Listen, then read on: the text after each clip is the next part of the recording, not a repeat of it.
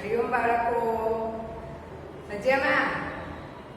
ચલો, પેલી વખતે ગયા વિડીયોમાં આપણે નોટમાં ચિત્ર જોઈ તેનું નામ લખ્યું હતું ભાઈ, બરાબર ને? બધાએ નોટમાં ચિત્રો દોર્યા હતા? હા, બધાને મમ્મીને કે પપ્પાને જેને ચિત્ર દોરતા ભાગતું હોય એમની પાસે આપણે ચિત્ર દોરાવીને નીચે નામ લખવાના, બરાબર ને? ભાઈ તમને નહીં ભાવે તો તમારી જાતે નહીં દોરવાના, મમ્મીને કહેવાનું કે પપ્પાને કે મોટી બેન હોય તો કરી આપે, બરાબર ને ભાઈ? તો એમની જોડે કરાવવાના અને પછી આપણે તેનું નામ જ લખવાનું નીચે અને સરસ અક્ષરે વ્યવસ્થિત નામ લખવાનું છે, બરાબર? હવે આજે આપણે સ્વાકૃતિ અભિનવ ભાષા લેખન, અભિનવ ભાષા લેખનમાં પાના નંબર 53. શું છે? પાના નંબર 53. બધા ચોપડી કાઢો તો. અભિનવ ભાષા લેખનની ચોપડી કાઢો, બરાબર? પેન્સિલ કાઢી દીધી.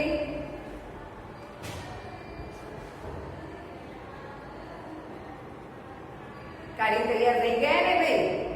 તો આજે ચોપડીમાં લખવાનું છે કે ચિત્ર જોઈ તેનું નામ લખો, બરાબર? ચિત્ર મેં દોરી દીધા છે એટલે આપણે હવે સીધું એનું નામ લખવાનું છે. શું કરવાનું છે? નામ લખવાનું છે, બરાબર ને? તો હવે આપણે જુઓ, ચલો હવે આ શું છે? પહેલું ચિત્ર સાનું છે ભાઈ, સાનું છે. સારું લગાવીને નામ છો ને, તો એ શું છે? સારું છે. શું છે ભાઈ? સારું, બરાબર? તો આપણે અહીંયા શું લખીશું? સાબુ. શું છે? સાબુ, બરાબર? સાબુ. એકલો એવું નહીં કે નાવાનો સાબુ આવે હો ભાઈ, કપડા ધોવાનો સાબુ આવે, વાસણ ઘસવાનો સાબુ આવે, પણ આ નાવાનો સાબુ છે લક્ષ, બરાબર? એટલે હવે બાજુમાં સાનું ચિત્ર દેખાય છે તમને? સાનું ચિત્ર દેખાય છે? જાડુ. સાવરણી કોઈએ લખવાનું નથી, સાવરણો કોઈએ લખવાનું નથી. બધાએ શું લખવાનું છે? જાડુ. શું લખવાનું છે? જાડુ. કચરો વાળવા માટેનું જાડુ, બરાબર ને ભાઈ? ચલો હવે આ શું છે?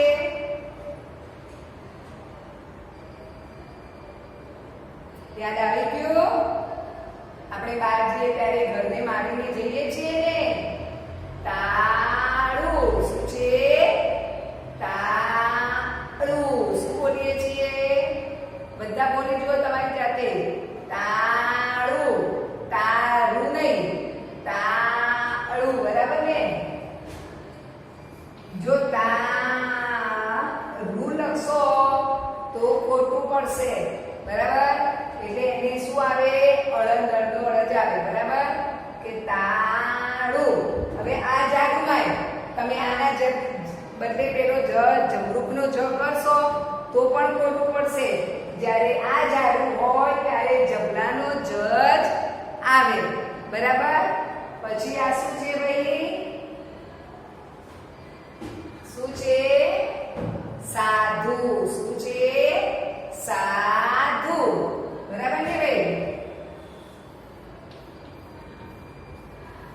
સાધુ. ઘના બદલે ઘરનો ન થઈ જાય એ ધ્યાન રાખવાનું, બરાબર? સાધુ બોલીએ છીએ એટલે ધને રસવ દુ, બરાબર? હવે બાજુમાં શું છે? આ ચાર ચિત્ર છે એ ઉપરના છે, આ ચાર એની નીચે લાઈન છે એના છે, બરાબર? તો હવે આ શું છે ભાઈ? ગોળ ગોળ તો બધું બહુ હોય, બરાબર? પણ આપણે બધું બહુ અહીંયા નથી લખવાનું, એક જ છે લાડુ. શું છે? લાડુ, બરાબર? લાડુ. કોઈ લાડવા લખે નહીં.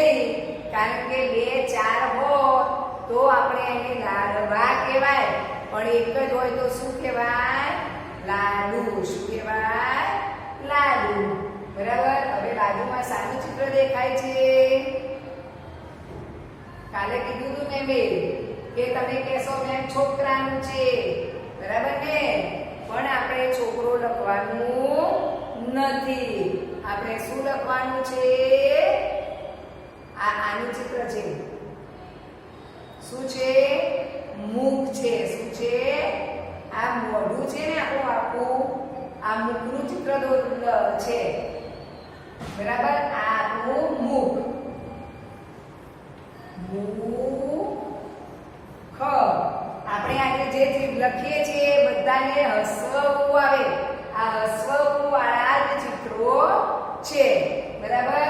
તો આ છે મુખ, બરાબર? હવે બાજુમાં શું છે ભાઈ? યાદ આવી ગયું કાલનું?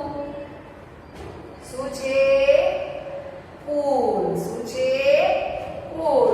આ ફૂલ છે ભાઈ. આ બધી ગાડીઓ જાય છે અને નીચે આ પાણી છે, નદી છે, બરાબર?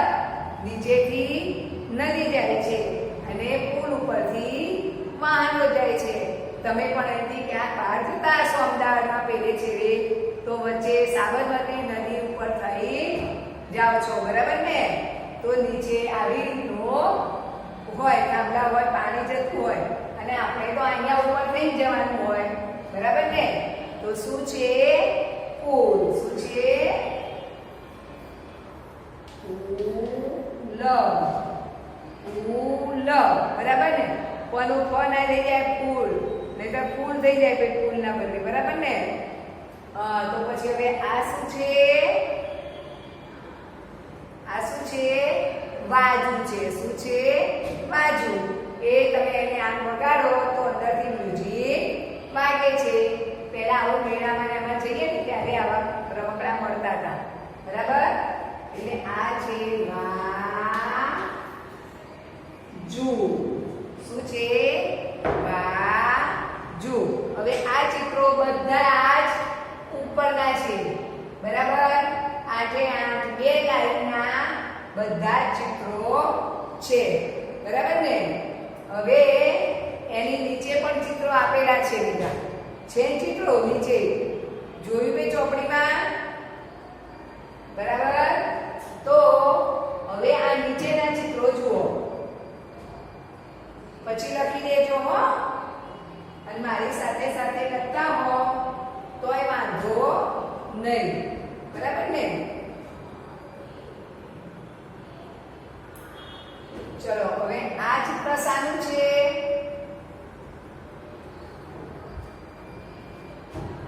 શાનું છે ભાઈ? લાકડા કાપવા માટે શું જોઈએ? હે? શું જોઈએ લાકડા કાપવા? કુહાડી જોઈએ ને? તો આ ચિત્ર શાનું છે? કુહાડીનું છે. શાનું છે? તો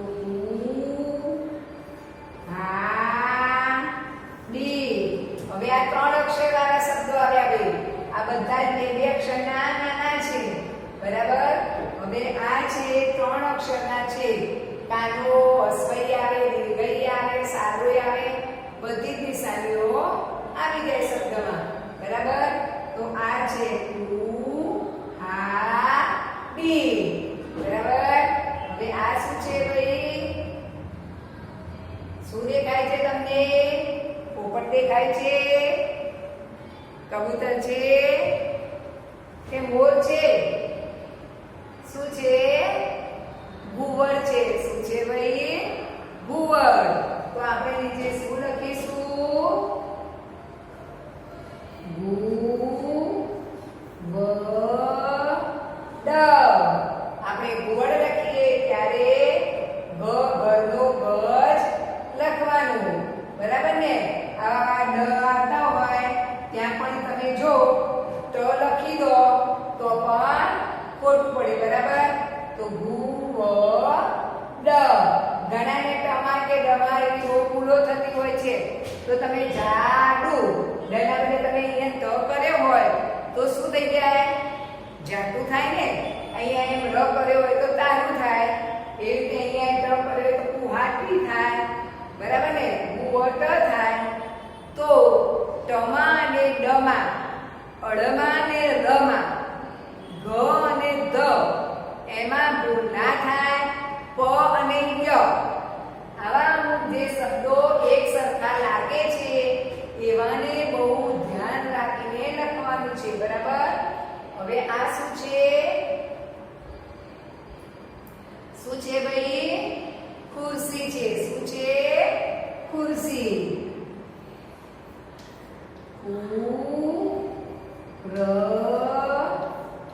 ખુરશી. શું છે? ખુરશી. હવે ખુરશી લખીએ ત્યારે સરનાઈનો સ લખવાનો છે. કોઈએ સસ્તાનો સ કે આગળ રસોઈ પણ કરવાની નથી. ખુરશીના કમાં દીર્ઘઈ આવે, અહીંયા હસવું આવે અને સરનાઈનો સ જ આવે, બરાબર. હવે આ શું છે ભાઈ? પછી અહીંયા વચ્ચે ગુલાબનું ચિત્ર છે, બરાબર. મેં અહીંયા પાછળ દોર્યું છે, બરાબર ને? તો તમે એ પ્રમાણે લખી દેજો, બરાબર. હવે આ શાનું ચિત્ર છે? રાજા મહારાજાઓ પહેરે છે ને, કૃષ્ણ ભગવાન પહેરે. મુઘડ છે. શું છે? મુઘડ, બરાબર. તો હવે આને આપણે લખીએ કે મુઘટ. આ મુઘટ છે. તો અહીંયા આપણે આવો ડ લખીએ તો શું થાય? અને અહીંયા ગ આપણે આવો લખીએ તો ઘટો ગ ના, પણ ખોટું પડે. અહીંયા આપણે ગણપતિનો જ ગ આવે ને ટપાલીનો ટ આવે. મુઘટ, બરાબર. હવે આ શું છે? સૂકવ્યો છે ભાઈ પાઇપ ઉપર રૂમાલ, બરાબર ને? રૂમાલ પણ નાવાનો હોય મોટો એટલે એને શું કહેવાય? ટુવાલ કહેવાય. શું કહેવાય? ટુવાલ, બરાબર.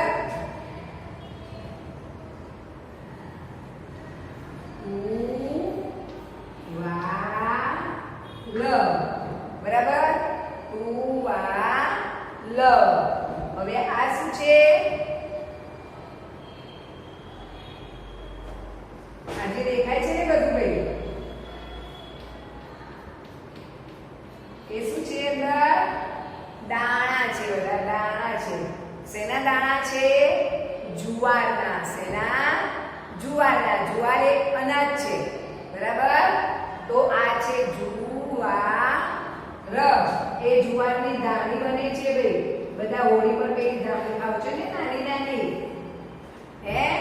એ આ જુવારના દાણાની બને એ દાણી.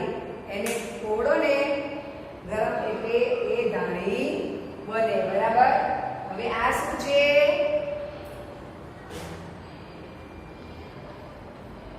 શું છે ભાઈ?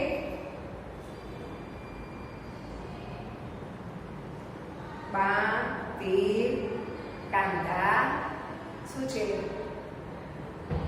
તમે લો છો મેળામાં જાઓ છો એટલે આવું. શું છે? ધનુષ છે. શું છે? ધનુષ, બરાબર. ધનુષ. હવે જ્યારે ધનુષ લખો ત્યારે એકય સર નહીં ચાલે, સરણાઈનોય નહીં અને સસાનોય નહીં. એમાં ષટકોણનો જ સ હોય, બરાબર. ધનુષમાં એ તમે રામાયણ કે કૃષ્ણ ને એવું જોતા હો તો જ્યારે યુદ્ધ થાય ત્યારે આ ધનુષ જોવા મળે ને ભાઈ. ચલો હવે અહીંયા શું છે? છેલ્લો સાનું ફૂલ દેખાય છે. ફૂલ દેખાય છે બધાને, બરાબર ને? ફૂલ દેખાય છે ને? હા, પણ સાનું ફૂલ છે? ગુલાબનું છે. સાનું છે? ગુલાબ.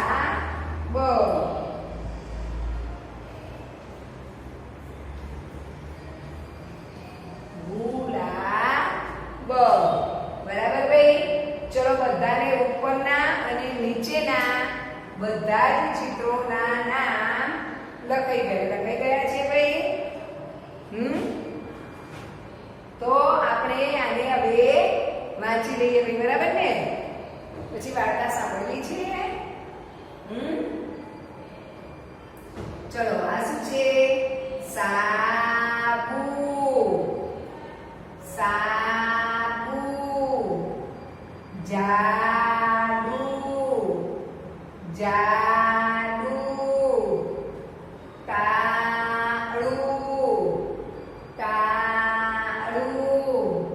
સાધુ સાધુ લાડુ લાડુ મુખ મુખ ફૂલ ફૂલ વાજુ વાજુ હવે નીચેના ચિત્રો કુહાડી કુહાડી ગુવડ ગુવડ ખુરશી ખુરશી મુગટ મુગટ ટુવાલ ટુવાલ જુવાર જુવાર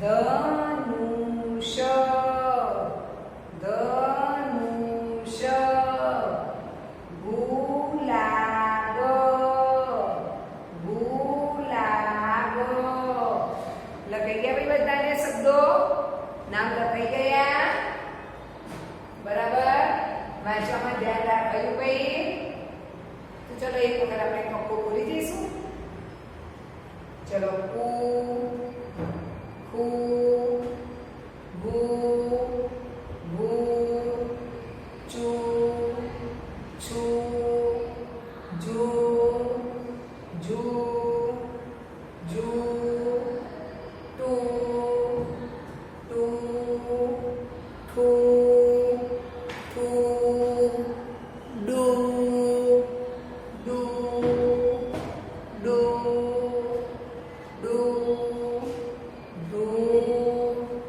ડુ અણુ અણુ તુ તુ થુ થુ દુ દુ દુ દુ નો નો ઉ ઉ ઉ ઉ ઉ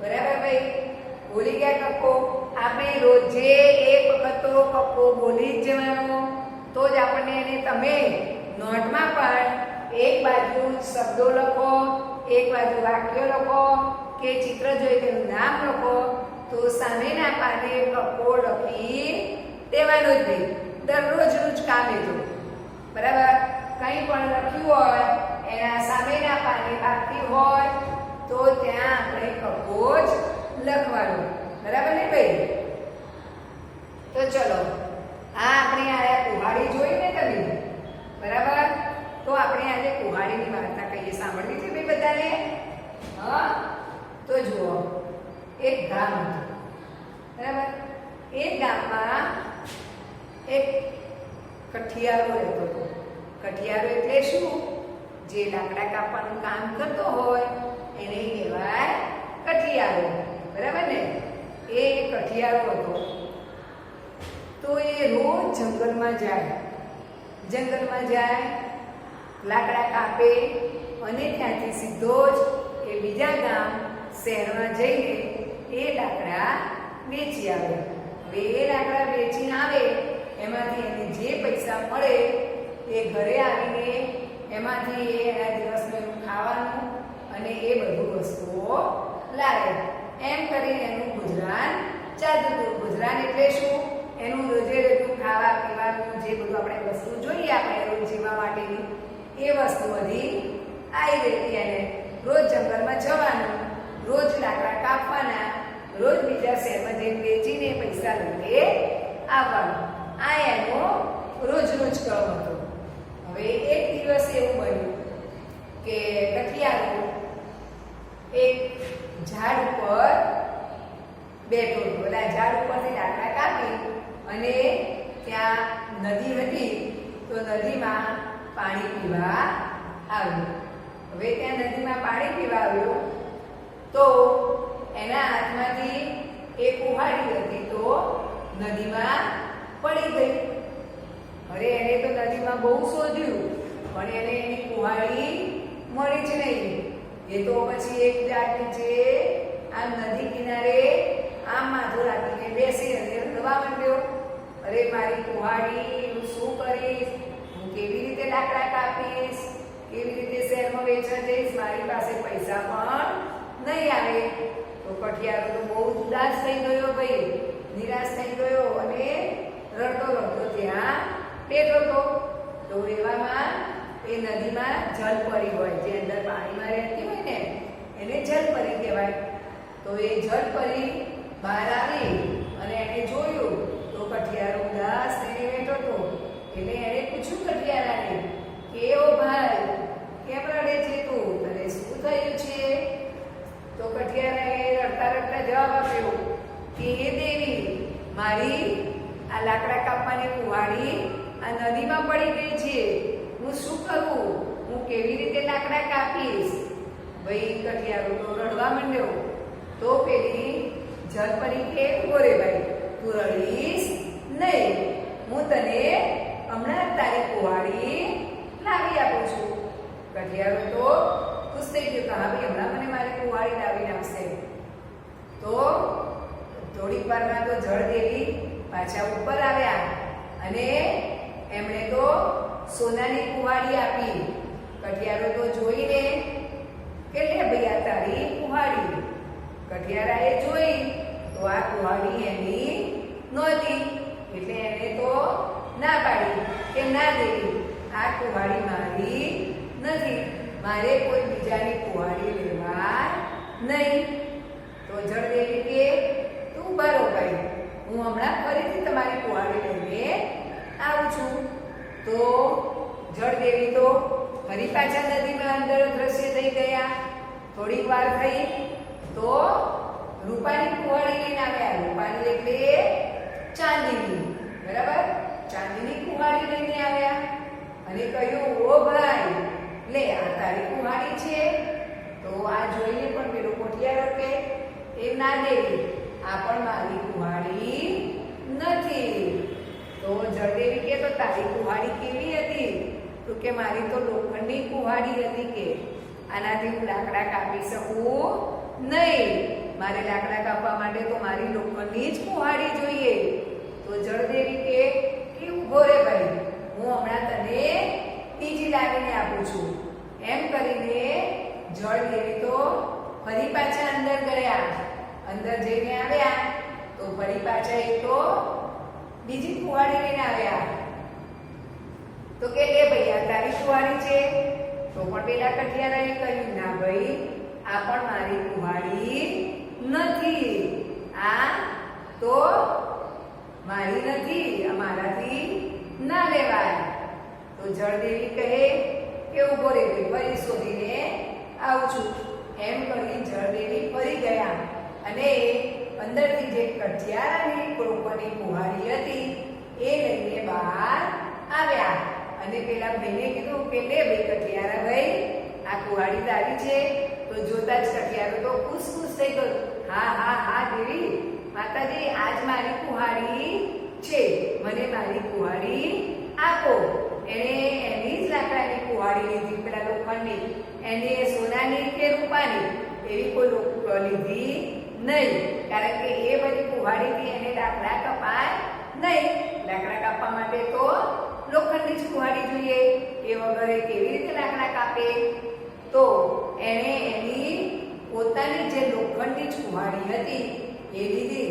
તો પેલા વનદેવી તો બહુ જ ખુશ થઈ ગયા કે ઓ કઠિયારા તારી પ્રમાણિકતા કેવી છે, હું તને આટલા બધા સોનાની કુહાડી આપી, રૂપાની આપી છે, તો તે પણ કુહાડી ના લીધી, તે બધી કુહાડી લઈ લીધી હોત તો તને કેટલા બધા રૂપિયા મળત, તું એને વેચાવ્યા તો બહુ જ રૂપિયા મળે, તું પૈસાદાર થઈ જાય.